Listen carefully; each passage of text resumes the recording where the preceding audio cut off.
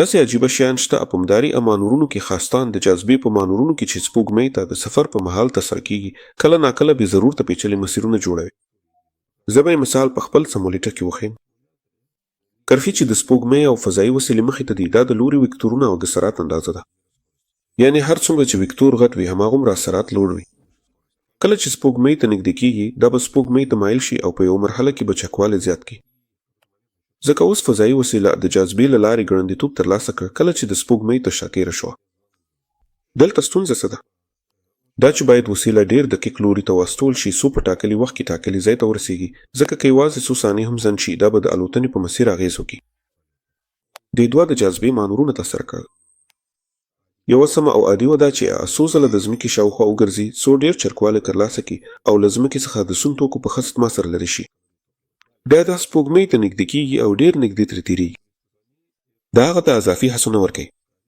دا د جاذبې د مرستې یو کلاسیک تمرین دی او دا د دې لوی او بیضې ته ځي. او بیا دا هر څه دومره ښه محاسبه شوي چې دا اوله د بیضې څخه مستقیم د سپوږمۍ مدار ته ځي او هلته الوتنه کوي. ښه مانور آیا دا معنی لري؟ دنکي کله چې سپوږمۍ ته نږدې شي بیا عادي مدار ته وځي. همدا نتیجه به یې ترلاسه کړې وای کله چې لومړی ځل سپوږمۍ ته نږدې شوی وای. بلکې همدا خبره ده.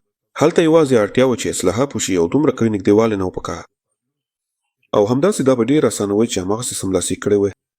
په عمومي ډول ټول وسایل تقریبا همداسې هلته الوتنه کوي.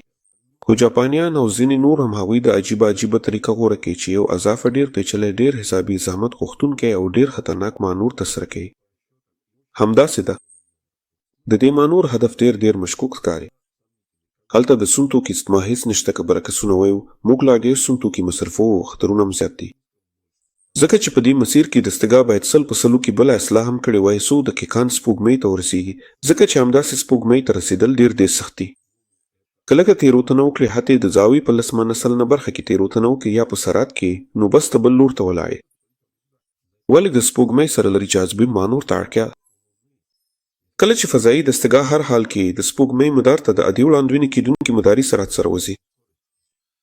داسې مانورونو کې د فضایي دستګاه د له لاسه ورکولو احتمال ډېر زیات دی خو ګټه هېڅ نه ده.